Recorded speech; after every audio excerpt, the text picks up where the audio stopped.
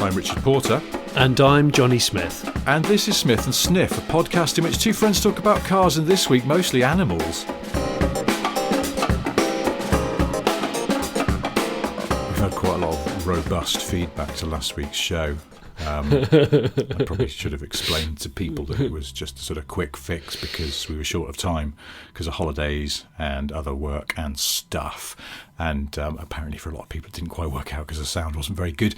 It was just something we were trying because we thought people might be interested in the new Defender. So sorry if you didn't enjoy it or couldn't listen to it all the way through. We'll try not to do it again until the next time that we screw something up. Anyway, how are you? It's been a stressful morning, actually. Way more stressful than it should have been. Why so? Well, I woke up to hear a load of like smacking and slapping noises. I thought, what on earth is that? And it's my wife running around the kitchen with a fly swat, swatting so many wasps that the swat's broken in 3 places. And it turns out we've pretty much got a wasp's nest in our kitchen. Oh. And I knew there was a wasp's nest on the outside of the house because I've heard them scratching around for a while, but they've finally broken through, Rich. They've broken through the wall. They've eaten through the coving and the ceiling, and they've gone into the kitchen. So then there's loads of wasps coming in and then going, this is not the right exit. Where I don't know where I'm going, and then just hanging around. So I had all the windows open. So that's why I had to quickly message you to say I'm going to have to do this podcast a little bit later because I'm dealing with a situation. Oh, man. So hang on, the wasps, they want to go outside again, but they're accidentally coming through your coving into your kitchen and then doing what I had to do last week in a very large... one of those sort of, office like WeWork things, but it wasn't a WeWork, where, people go and do where they don't have a proper office to go to. I was in one of those. Yeah. And it was very big, and I kept going the wrong way. Yeah. And, when you do that and you walk into an even bigger room full of people, or there's quite a few people in it, and you have to do a bit of a sort of, basically like BAFTA-winning performance of, I'm just meant to come in here. Yeah, just came to look at this picture here of David Bowie, and now I'm going to turn around and I'm going to go over here because I don't want you to know that I'm looking for the shitter. I would say that's, in today's world right now, that's the COVID toilet walk. Because if you're in a hotel or you're in a restaurant, it's because it's probably all a one-way system now, like it was for me a couple of weeks ago. I went to the loo, and it took me about 20 minutes to get back, so everyone thought I was having a serious session in the toilet. Yes. And needing a midwife, and I didn't at all. I was just walking around the perimeter of the entire site to get back in. The one-way system threw me out as well, and I eventually found the loo. But then I thought there must be a closer one. I went back to I was there for a meeting. We had a socially distanced meeting. And the second time I needed to get the loo, because it was an all-day thing, I foolishly asked one of my colleagues in this meeting, who was TV's James May, forgetting, of course, that his sense of direction is not necessarily the sharpest, and nor is mine, frankly. And he went, oh, no, well, you can go up to some glass doors and they're locked, but if you tap on them, there's someone at a desk on the other side and they'll let you through, and that's the way to do it. But that was completely bum information. I went into a different room and had to do that. Oh, here I am, dum-de-dum, meant to come in here. Yep, definitely meant to come in here. Just going to wander around for a bit. Sometimes it's easier to just go into the car park and wee in the corner of the car. That's what a friend of mine has told me he's done before. Oh, dear. But that's the thing, COVID doesn't make it easier, does it? Because the problem is that you can't just sort of, you definitely don't want to just go right up to someone and go, excuse me, where are the loos? But also, the one-way systems and the general sort of sense of just keeping your distance makes it all even more complicated. Super hard. Like they're blanking off some of the urinals and saying you can't use that one because obviously socially distanced urinals are a thing. Well, yeah, but I sort of, because they had that here, and they had, so there were in the loo that I went to first, there were 3 urinals, and so the middle one had a red cross sticker above it. Yes. But I thought, why didn't they have these in peacetime? Why didn't they have these pre-COVID? Because they should have had little stickers, particularly in pub loos, that say, men, if there's a person at the far right urinal, don't go to the middle one when there's no one at the far left, you weirdo. And for Christ's sake, don't start up a conversation or do a fart and then make a whimsical remark about it. None of these things are acceptable etiquette. No. Do you know what it is, though? I reckon if we kept like this now, so one of them's blanked off and has crime tape on it or whatever, that's the that's the qualifying urinal. So that's the. Do you know what I mean? So like I don't know, in F1 or whatever, you'd have a spare car, or you got your qualifying tyres, you got your quali urinal, and then you've got your your main event urinal, and it's the same with the cubicles. You've got your quali cubicle. Well, that's a whole separate area. Isn't it, as well, we can't. This is supposed to talk about vehicles, not toiletries. We've slightly digressed. Yeah. Wasps. Sorry, yeah, wasps. So wasps, you got, as UB40 didn't say, a wasp in my kitchen. What am I going to do? Well, actually, there was something like 14 dozen wasps in my kitchen. And I'll tell you what I'm going to do. It starts like this. Open all the windows and shut the doors that go through to the rest of the house, okay? Usher the kids out to holiday club. Tell the wife to go and relax in a different part of the house. Then what we do is we put some gaffer tape over the hole in the coving, and as you're pressing it, thinking, this will sort them out, your hand goes through and you realise the entire corner of the kitchen ceiling has been eaten out. So now we have a bigger hole and a bigger situation. So now I go into the back conservatory where there's some recycling ready to be put out, and I find an Amazon box. I light it in the middle of my own kitchen, stamp it out, and then I leave it underneath that area in the kitchen so that there's as a smoking box. It disorientates the enemy, and it buys me a bit of time.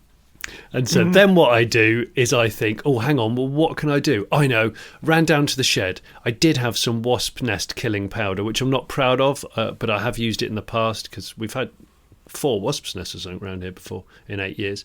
Anyway, so I think I'm going to have to cover that whole corner of the ceiling. So I get myself a big piece of bubble pack from, again, the recycling at the back, and I make what looks like a hammock with tape, gaffer tape all the way around it. And as I'm gaffer taping it up onto the ceiling, there's about, 150 wasps around me, and I've got a hoodie on, but shorts. So it's not a great combo. Yeah. I as I'm putting the last bit of tape up to kind of cordon it off, I put a load of the powder in, and then sellotape it. So any wasp coming through into the house lands in a load of wasp cocaine, rolls around, and then consequently dies. But the reason why this occurred this morning is because last night, just before I went to bed, I thought, I remember there's a wasp's nest, isn't there? Because I heard it the other morning with them scratching and eating my ceiling. So you could hear the wasps eating your house. Yeah, honestly. So last night, this is not a great idea, and I don't recommend it because I don't think it works. I went into the shed just before bed. It was a lovely night, wasn't it? Full moon. And I thought, I've got a can of expansion foam and a long proboscis. So I just pushed the thing into the cracks all around where the wasps were getting in and out, and basically just filled their nest with expansion foam, thinking that'll do them. They won't be able to get out of that. Well, they can get out of that because they can eat their way through the foam because it's not because wasps have got very strong mandibles.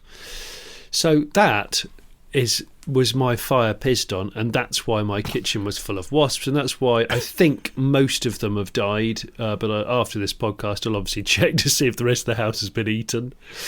And what's weird is I saw on social media that television's Ross Kemp had his whole face stung by wasps, and he turned into what looked like that chap, is it Pete Burns from Dead or Alive? Yes. Or maybe a football hooligan that had just had a good shoeing. It's very but I shouldn't laugh because it looked painful, but hey. But should we talk about cars, do you think? Yes, I've got some, something I wanted to talk to you about, because we were talking about Imprezas and Evos. RB5s and 22Bs and stuff. One of those in Star Wars, I'm sure. Yeah. I keep thinking 22B is one of the camp robots or something in Star Wars. I don't know a lot about Star Wars, if I'm honest, which does offend people, I think. Yeah. But hey. So anyway, after we'd been talking about it, we but hadn't spotted that a 22B came up for auction. Now, is the 22B the most sought after, or is it about even with the P1? I think that's a good question, actually. They're both 3-doors, aren't they? So, I don't know. Yeah. I can read you some of the blurb from this auction thing. One of 399 22Bs built for sale to the domestic market. Domestic market? Oh, I see. Okay. Now, look, this doesn't make any sense. They've already their own blurb. Doesn't Bullet point make one. sense. One of 399 22Bs built for sale for the domestic market. Yes. Point two. Car 326 of the 400 JDM examples. Get your house in order here. So hang on. The domestic market meaning Japan. what? Yeah. And or are they meaning, are these the ones? Some of them were for Britain. I don't know. What was the allocated number? Were there any allocated to the UK? Or it looks like. I think there were. I mean, I think maybe that's it. Wasn't the P1 was a UK car? P1 was UK because it was pro-drive, 22B wasn't it? was, because this one has been imported if it's a grey import. Yeah. Oh, I see. No, now the blurb says only 399 22Bs were built for sale for the domestic market. Another 25 were made for overseas markets. Only 25? Yeah, that's weird, isn't it? I should have done some research if I'd known that the blurb on this I'll auction be thing honest. was in fact. Oh, here we go. Now there's more. God, they're really drip feeding this bloody information, aren't they? They're laying the paving stones of the narrative, Richard. The car presented here is a 1998 Subaru Impreza 22B STI. I know. A car 326 of the 400 JDM examples, which was imported in the UK in 1998. Lovely. Blah, blah, blah, blah, blah. Subaru UK officially imported only 16 22Bs and passed them on to ProDrive for modification. Wow. So I would say that means it's probably rarer than the P1. But look, we're going to get hundreds or maybe several people contacting us to tell us otherwise. Yeah. People are going to be irritated now with our lack of because we don't know. Knowledge. Forgot. Anyway, the headline, the reason I bring this up is because this imported Impreza 22B sold at the end of July for £130,500. 130 grand. Yeah. So it's the new Cosworth, isn't it? It's the there's the Sierra thing. Cosworth. But it's not new. Then somebody on social media pointed out the other day that a really lovely original Sierra Cosworth, in fact, not only original, pre-production car. It was one of the pre-production batch that they made ahead of launch, and it's gone for something like 50 grand. Hang on, I'm going to find. See, that seems very cheap, doesn't it? Well, listen, while you're looking for that, I've got an opinion.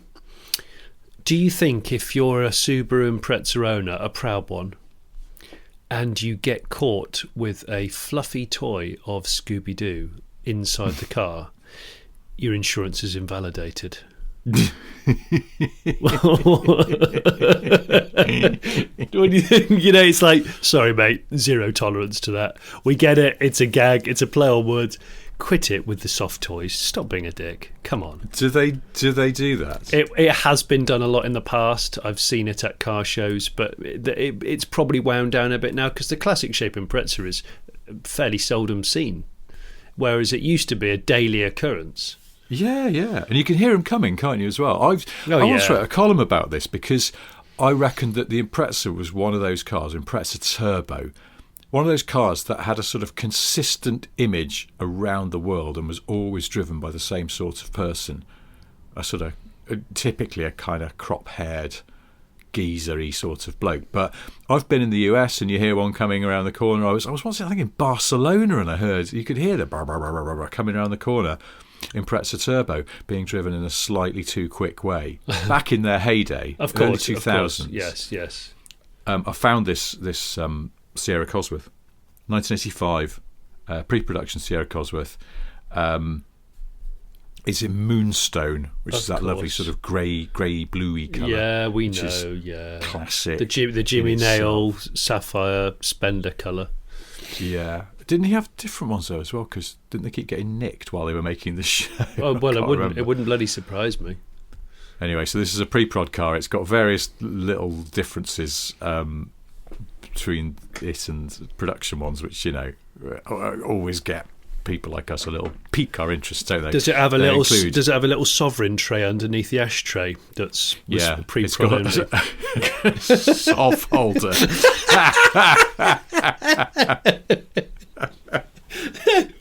Tray of sobs. I'm sorry, that's bad. That's bad clichéing. Well, it has. I can tell you what it does have. It has no rear window washer. The fuse box lid is black rather than white. There's no first aid box, and there are 2 types of radio balance control fitted for some reason. What? There's also a brace. There's also a brace between the engine and the gearbox to reduce vibration. Now, that's a bit weird that they wouldn't have put that on the production cars. What they decided that they could dispense with it. But what's interesting is this: they think this car had a little bit of a life as a press car. So I wonder whether it was sort of... Well, that means it's got extra provenance. Yeah. Oh, yeah. But yet it goes for less. It's been to New Zealand and back. Someone bought it and took it out to New Zealand. And a British guy in Australia saw that it was for sale in New Zealand and went and rescued it, repatriated it to the UK and put its original plates back on it, got its original registration back on, and it's been sort of not quite restored, but certainly redone. This isn't Jess Cross. This isn't the journalist Jess Cross's, is it? No, I don't think so. Because he had a Express one. Oh, he did, didn't he? Yeah. He bought back his long termer. It's not his, is it? No, this guy. Apparently, the current owner was called Tim and lives in Sydney, but he's repatriated it to the UK and now he's selling it. Well, he sold it because it sold for £52,500. Well, I mean, it's a huge amount of money. But yes, but we've seen Cozzies go for like over 100 grand, 90, 110. I just think that's just your money's safe. That's yours. Your money's safe there. You're safe in your pre-production Cosworth. Your money's safe. Oh, it's a game show now. I like it. We've got a format right here. Guess what it went for? Oh, that's yours. You've got that now. It's safe. Yeah, 52.5 grand for a unique Sierra Cosworth as well, and it looks in absolutely spanky condition. And there's some lovely things have been done to it, like the seats have been restuffed, but under the original fabric. Yeah. Because it's like I hate it when car seats go a bit. 80s Ford foam has given way. Yeah. Finally. I say finally, probably within 5 years of ownership. Yeah. Yeah. No, it looks absolutely minty. I can't believe if it had gone for 100 grand. I mean, we'd be going, "Cool, that's silly money." But it's quite believable that could happen because people get a bit giddy about these things.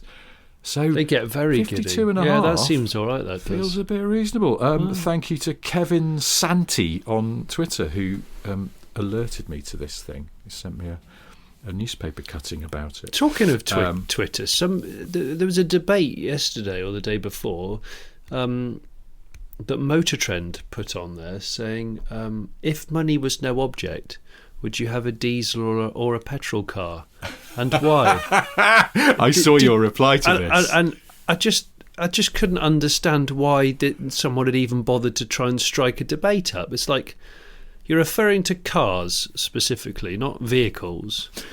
Nobody would choose a diesel over a petrol car because the whole point of a diesel car was that it was conceived to just be more economical. Is that right? Yeah. And if money was no object, then you're just going to rooster-tail money at fuel or, I don't know, build something that's hybrid or jet-powered or whatever. I mean, I'm just very bemused. Very bemused. Unless I'm wrong. Unless there's someone out there that can put their hand on their heart and go, if there was no constraints on money, I'm still going to have a 535D. Well, steady on. It's a good 520D, I think. 520D.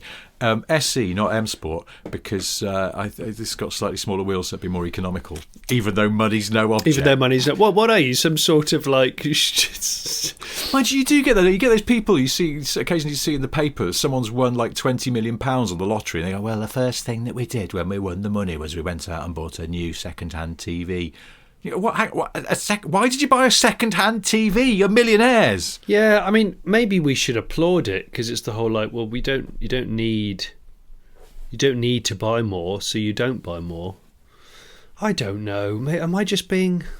No, you're not. But I really enjoy your righteous indignation about this because I think I just don't think it's a conversation. Yeah. Well, it's not, is it? It's sort of like going, now, which is best, ham sandwiches or losing a foot in a boating accident? That's not a fair comparison. One of those things is something you'd have to bear rather than something you'd actually want. Exactly. It is just like that. Yes, finding a spider in your food in a restaurant or jumping into an infinity pool in the Maldives. But don't answer hastily. This is not like for like, people. Come on. I was going to say, though, that I think part of this is American car people's relationship with diesel is weird. Hang on, you've said it. You said it wrong already. What? You need to say diesel. Diesel. Yeah, diesel. I've heard. I sound Swedish when I've I say diesel. I've heard a lot of Americans saying diesel. Diesel. Yeah. Diesel. Oh, I don't know. Yeah. So, my wife's American, but she never says diesel. Even when we had a diesel car, she used to delight in winding me up, and I only realised she was winding me up belatedly by going, I'll be a bit later home because I've got to go and put petrol in the car. And I go, diesel! She'd be like, yeah, I know. And she always did it. I'm just going to go put some petrol in the car. Don't put petrol in, it's diesel! And yeah, I realised after a while she was just taking the piss out of me because it made me so anxious about her misfueling. But what was I going to say? Oh yeah, no, Americans and diesel. It's that classic. You only want what you can't have. Yeah. Because I remember for years reading people, sort of classically, like a lot of the guys on Jalopnik would be sort of frotting themselves senseless over the idea of a diesel estate car version of something like a Golf that they could get over there, but not in that form. I mean, I think it was kind of a standing joke for Jalopnik at least, but there was sincerity behind it, which was, well, we really love a diesel-powered one. I suppose it is. And you felt like going, we can get diesel-powered ones of those, and trust me, you don't. You don't need wretched. it. Well, you only have them because they're economical. When we had the Chrysler 300C estate diesel, with the V6 Merc engine in it, I got quite a lot of interest from people in the States following me on social media going, wow, did you do that? Is that a conversion yourself? I'm like, no, it's why would I do that? Why would I go to all that effort? I'm only buying it because I'm only a moron would drive a V8 as a daily driver in this country.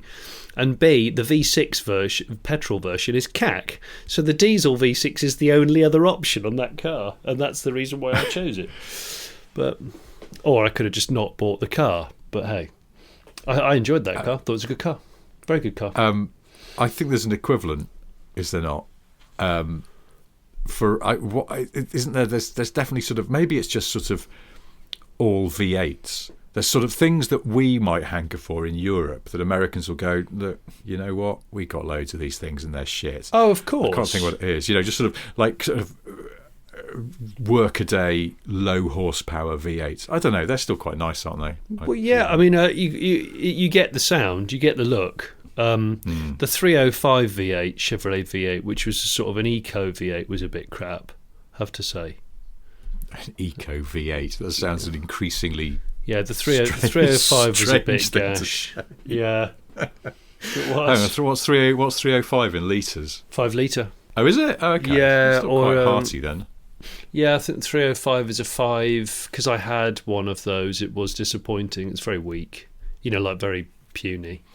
Well, we had some pretty puny V6s in the 70s, didn't we? Yeah. Well, I mean, I think there was a low compression version of the Rover V8 that was put into Land Rovers or Range Rovers for some markets where the petrol wasn't very strong, and that's not the way of expressing, is it? You know what I mean? Low octane. I petrol. like that. Not very strong. Low weak RON. petrol. Yeah, like a sort of Coors Light. Like when you go into a foreign bar and they've watered down the spirits, or there's a rumour that they have, and maybe they never did. It's just someone was spreading vicious rumours. The vodka's only 20% in there. Don't go in there, mate. Oh, my friend Welsh Mike, who I once took into a slightly rough backstreet pub in Manchester, and went, "What do you want to drink, mate?" And he went a little bit too loudly. He went, "Oh, I don't know. I'll just have a pint of the weakest bitter."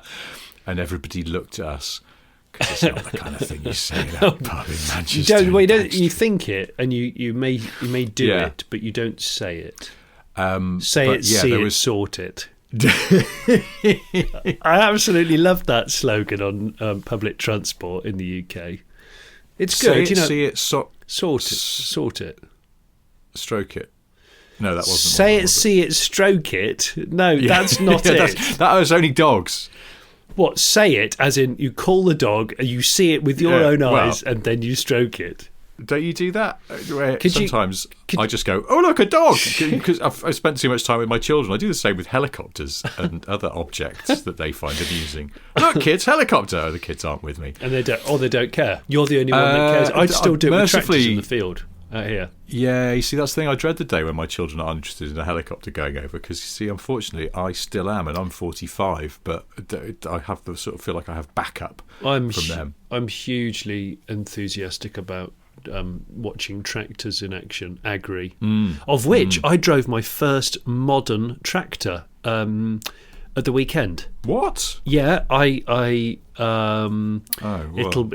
all be revealed on one of my new car pervert videos. But this was a filming thing, not just for. But it's a friend of ours who is a farmer, and I'd struck a bid of a deal with him, and we were filming with the car, and I said, well, when we'd finished the filming, I said, "Look, I've never driven a tractor before. I wish I could drive that back to the farm from. We were in a load of fields, but I've got no idea how to drive a modern tractor." And he went, "Well, I'll tell you it in 10 seconds." And you go, "Get in, press that, pull that, and then use that joystick to do that." And I went, "Oh," and it was really easy. I was in a JCB fast track, so I did 40 in a tractor, which is fast for a tractor, and across a field. Yeah. Well, and probably across a hedge as well. Yes. It wobbled a bit in the cab. I was like, "Oh, what was that?" Yeah. Oh, it was amazing, man, I have to say. And the vista, the windscreen on it, the windscreen's about 10 feet square. It's amazing. I loved it. Oh, I'm really jealous now. I'm totally going back. I think I can strike a deal with him. If I bring another interesting car to him, we can do a little swapsy. They're auto, aren't they now? They are auto, yeah.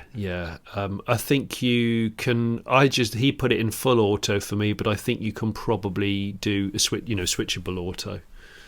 So you can, press the button through the gears, push button. The only tractor I've ever driven was a really old one with no cab, just open. Yeah. Very, very bouncy. Yeah. But that was a manual. Had a slightly piggy gearbox on it. Couldn't do a lot. They all do have piggy gearboxes, but the great thing is if you get the wrong gear, it's not the wrong gear. It'll still work in that gear. It'll still pull. Yeah, well, you can accidentally go from first to seventh, and it's like not an issue, mate. Not an issue. Yeah, it's not like having a 911 where you have to take it to the dealer and they go, "Oh, it's flagged up some over revs on the laptop." You can't over rev an old tractor. No, Massey Ferguson. You can't really stall an old tractor either.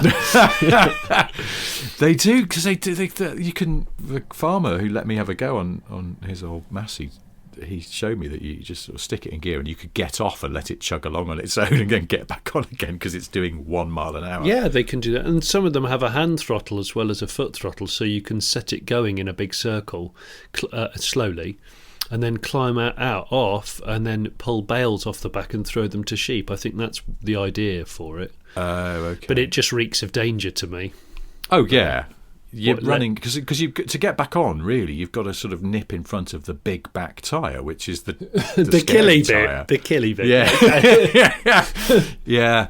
And it also feels like because you can always see the huge rear axle with the big diff and stuff. That's the heavy part as well. It takes no mercy, mate. Takes no mercy. It's just. But that's I really enjoyed it. I'm not driving it in the video. We're just doing something with agricultural machinery, but okay. It was good. You should go back and do a review on the tractor because it sounds like a. You know what? I might actually lark. Yeah, I might actually do that. I'd like to do a bit of agri because the technology in agricultural vehicles is way beyond cars. It's just amazing. Yeah. You think it's just bell time for belts and leaning on gates and muttering. It's actually a lot. It's a lot more to it than that. Is farming, my lovely. I haven't watched your review of the Polestar 2 yet because... Well, thank you, Rich. I appreciate that. I'll tell you why I haven't watched it, because I knew that I was getting one in, because I'm reviewing it for the Sunday Times, and I don't like to read or watch other people's reviews of cars because I sort of worry that it'll kind of, temper my view. I'll start looking for the things that other people point out. So I've been a bit circumspect. But the Polestar 2 has just turned up, and I haven't really had a chance to drive it yet, apart from just moving it around on my street. But I was weirded out by the fact that it has no starter button. Yes.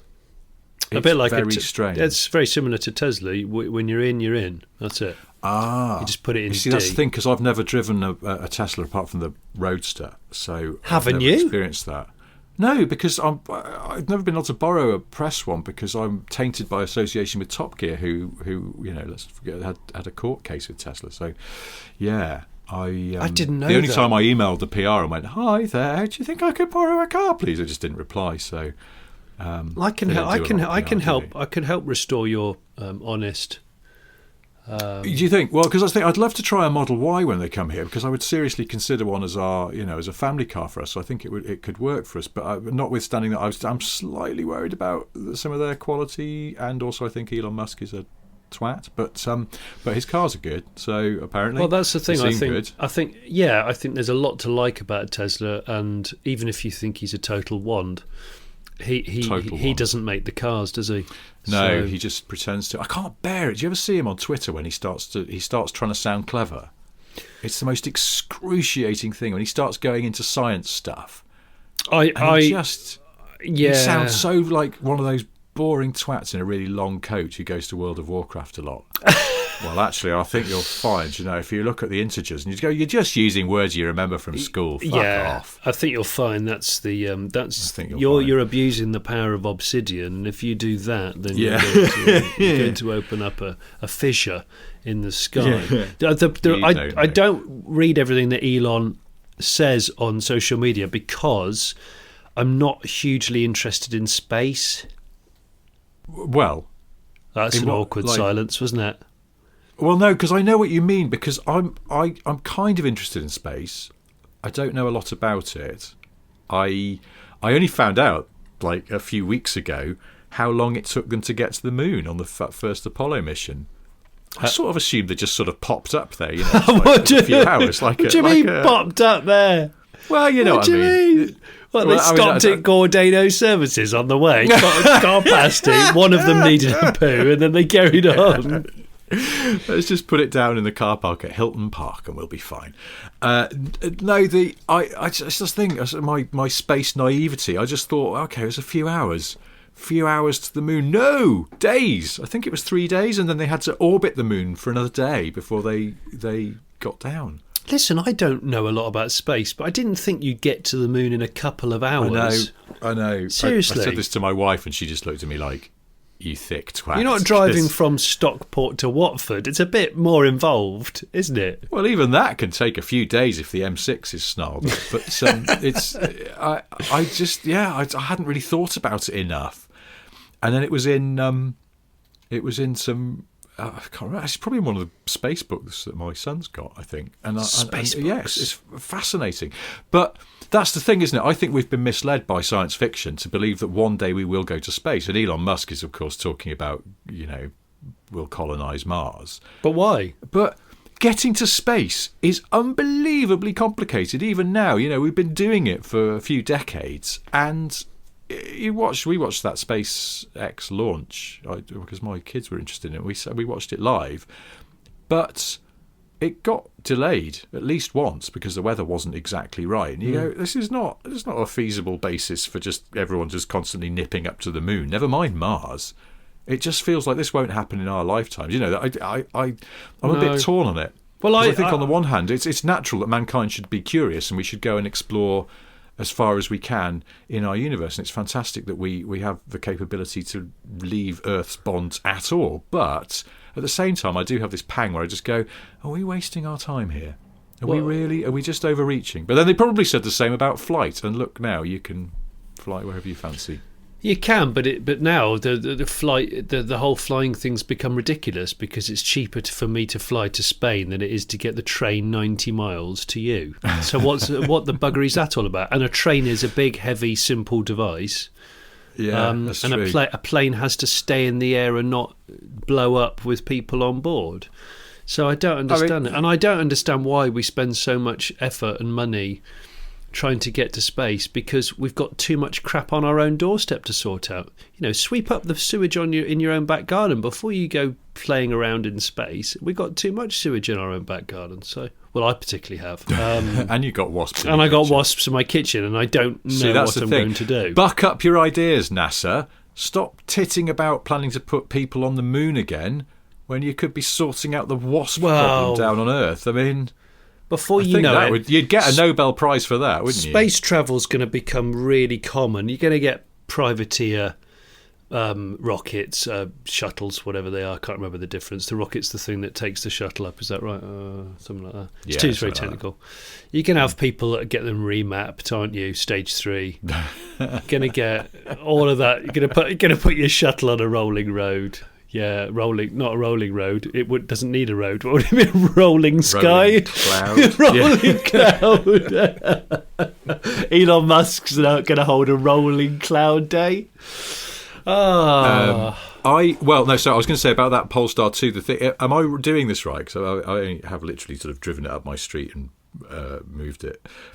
But you get in to start it. You just pull the gear selector and put it in drive or reverse, and that also fires up the motor and off you go. Yeah. But then to stop it, I sat there for a bit because I was like, what do I do? It feels weird that the car is still on. But so in the end, I just put it in park and got out, and that's what you do. It. Yeah, because it's a bum sensor. Oh, it's got a bum sensor. It senses that someone sat in the seat of a certain weight, so it's more than a bag or a small dog. And then it will let you... yeah. But I've got a large dog. Does that mean my dog could... Yeah. Try it. Can you try it for me? I'll give it a go. Well, do it on video. Put the dog in the seat and then press D and see what happens. Make sure you're in a very open car park. The call to the the car's got and creep, the hasn't bumper it? Damaged. How? There you go. Yeah, let my dog have a go. So there we go. But that's that's the thing. I don't know. I will. I'll report back with my driving impressions and compare notes with your. Have you got the performance pack? That's the one thing I have heard is that it's a bit suspension's too hard. Yeah. And it's not adjustable at the push of a button. It's adjustable with climbing under the car with spanners and Allen keys, which to me is like I'm out at that point on a car that you're not going to do Nürburgring boredom with. You're actually going to use it in the real world. Well, I can't do that anyway because Alan Keyes lives 2 doors down from us and he's on holiday at the moment. So is he Alicia's uncle? Yeah. He's but it does lead me to wonder because I had the Polestar. I've got a Polestar parked outside now, and my wife came in and she went, "What's that?" And so I told her, and you have to always explain it, which is no good, I always think. You have to explain what car. Well, it's a Volvo, but it's not badged as a Volvo because it's a what? But she went, "Oh, I like that. That's really nice, that." And then one of our neighbours said the same. She was like, "Oh, what's that? It's very nice." And I would consider one, but because it's a Volvo. Well, it's just sort of nice looking, isn't it? But it's too. The boot it's too. Even though it's a hatchback, the boot, the back window is too sloped. Can't get the big dog in the boot. I think it's touch and go in our I-Pace. She will go in there, and she sort of pokes her head between the headrests and hangs out with the kids. But it's I could do with a Polestar 2 Estate would be a lovely thing. Well, if anyone's going to make a sexy Estate, it's got to be the Volvo group, surely. Yeah, and it doesn't have to be flat-backed like an 850. It could be a bit sort of, slanty-backed, shooting brakey sort of feel to it because it doesn't have to be old school. I'm crying out for a long roof EV because there's just not any. VW have promised one, but I don't think we're going to see it. Yeah, it's going to be like a kind of futuristic Passat full EV Estate. But yeah, it's a way off. It's a way off. It's this horrible thing of like SUVs calling the shots on what you can buy because they sell more, and it upsets me. Yeah, this is the thing that I have is that we've got the I-Pace at the moment, but it's only on a lease. It goes back next April, and having looked, I got that deal that was an unbelievable deal because it was based on an error. And it was a mistake. Yes, and there's no way I can see that we could get an I-Pace for the money that we're paying at the moment. No, when you told me about that deal, I was like, that sounds shady. No, it wasn't shady. I mean, it's all through. It's through. Funny enough, it's underwritten by Jag Finance, but it's. I mean, it's not a lease; it's a PCP, isn't it? But it's done through a big dealer group up north, and they were the ones who screwed up, I think. Or it might have been Lex who do their maths. Someone screwed up anyway, did the maths wrong, and there's no way you could get that again. So I'm like, well, now I don't want to spend any more. I'd quite like to spend a bit less. I do think we the EV thing has worked out for us so far. That's all good, but what would I get next? And I just don't know. Well, you've got to fit a gigantic dog in. That's your problem. If you didn't have the dog, the gigantic dog is we're going away, and we're taking the dog and the kids and various things like kids' bikes and scooters and all that malarkey. Yeah, it's a lot. It's a lot. It's fitting everything in. Well, because basically you put the dog in the boot and that's it. The boot is now the dog's. That's where the dog lives for the journey. I just wouldn't take the dog personally, but that's just... But she loves a holiday. We went away with her last year. She doesn't know what a holiday is. She bloody does. She doesn't. She does. I swear she does. It was really funny because we went to the coast in Kent last year and we took the dog and we hadn't taken her to the coast before, and it was like seeing a different side to the dog. She was a different dog on holiday. She was like a more relaxed dog. She was just really happy on the beach, just trotting about. Seriously? Yeah. So you think the dog definitely well, the dog knows it's somewhere different. Well, yeah, only in the sense that it knows it's not at home and it's in a place that's sort of in many ways more exciting than where it lives, because we don't have a beach at our house, so... Of course it's... I'm not saying that dogs know the word holiday. I'm just saying that they are aware of a change of scenery that in some ways is more interesting. I mean, everywhere a change of scenery is interesting for a dog because you get new smells, but that's all they really care about, isn't it? Dogs, they just like a smell. Well, talking of which, the Aston Martin DBX SUV, I've just driven that a couple of days ago. And that's got I was looking through the options list, and that's got a dog shower, an optional dog shower, and an optional sort of wet dog protection kit in the boot. And I struggle with it all, Rich. I struggle with it all. Which bit do you struggle Why with? were you going to spend 160 grand on a car and then have a dog soil it? Why would you even consider doing that? Even if I just wouldn't do that, even if 160 grand was just a drop in the ocean for me, I still wouldn't do it. I just wouldn't. Maybe I feel like the wasps have jaded me this morning. I don't think, you're not feeling nature. I think that's the problem. No, I love nature, but I don't want them in my bastard car. That's the difference. I don't understand why people put dogs in really expensive cars. They're car ruiners. They don't understand what a car is, and they don't care. I mean, I did that when we got our dog. I'd have a trailer. I bought that cheap Jeep Cherokee pretty much specifically as, I don't know, I was a bit bored and I fancied Was that a dog car? car? Was that just a dog car? I basically bought it so I could haul the dog down to the woods, because there's a woods near us that's got a load of water in it and a swampy sort of place, and the dog's a bloody idiot for that stuff and always gets muddy and wet. And so I thought I'll buy just a cheap old car as a dog car to haul her down there, and actually just it's like, that's a car I don't need. Becomes aggro.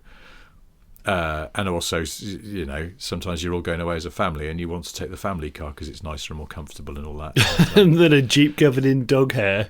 It wasn't, that's the thing, it wasn't covered in dog hair. Though it became inconvenient because one of the gas struts on the tailgate broke and then the tailgate wouldn't stay up on its own. Oh, we'll just do what my dad did for in excess of 4 years and just carry a broom around with you. Big bit of wood, yeah. Instead of the fact that I pointed out to Dad that it's about an hour's work to put a new strut in. Yes, well... He's like, yeah... That's one of those jobs I wouldn't trust myself with because it's a gas strut and I know how powerful they are, and I thought, this is where I lose an eye, isn't it? it's definitely. Oh, you've obviously never replaced the coil spring on a Mercedes W123. I think it's more dangerous than being a war correspondent. Yeah, it's so lethal. Hi, I'm Martin Bell. I would happily go back to Sarajevo circa 1992, but I wouldn't go near a spring compressor because they're lethal. A top 10 fears, I'd say. Oh, it's awful. I have a range of irrational fears. I have this weird one about walking past a hedge and a bird flies out and its beak pierces my temple. But what? But I think you just said that out loud on a podcast. Do you have any idea? I don't think I've ever told anyone that before, but it is. I'm just saying, my fears are not necessarily rational. But the one about spring compressors, I do not like spring compressors. They frighten me. Can you just go back to the temple with the beak? Do you never think about that? That a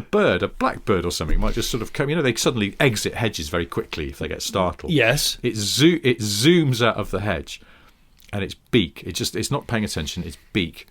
In your temple, you've got that sort of. There's a softy bit. Yes, I do. Yes. And the bird's beak goes into your temple. But you'd be dead instantly, so you wouldn't care. I don't know that you would, though. What if you were? What if you just like brain damage? Stop it! And the blackbird's still stuck in your head, partially. The blackbird wouldn't. If the blackbird killed you, it would kill you instantly with the temple. If it flew into your eye, I'd be more worried about it flying into my eye than my temple. Yeah.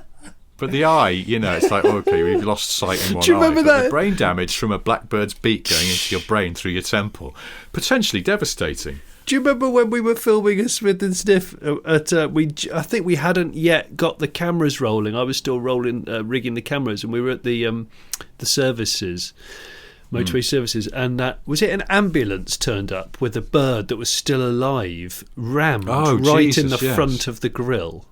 Ugh. Do you remember? It's like a horror film, yeah. And I was rigging the car with cameras, so I don't think we properly got to film it.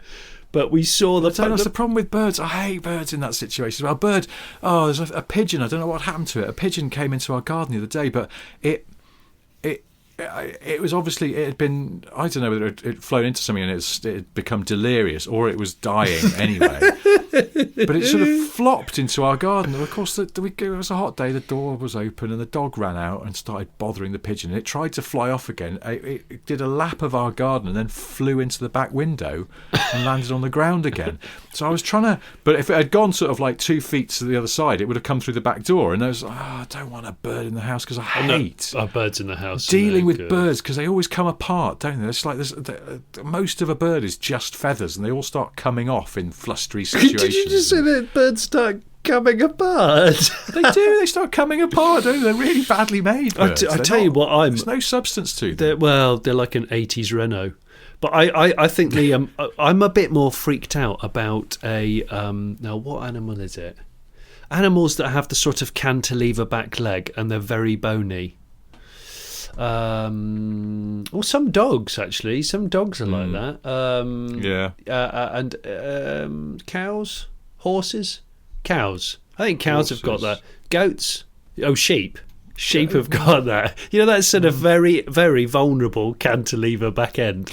Yeah, I don't. Because you haven't seen our dog since she had a summer haircut, and we had a clipped right back, and you can see much more of her. Because normally she's really shaggy, but she hasn't. You can see her legs, and you can see when she's just lying on the kitchen floor, which she does, and she's always slightly in the wrong place. So you're trying to cook, and you're just stepping over the dog, and I'm terrified of treading on one of her legs because they look so spindly. Oh yeah, it's a cantilever.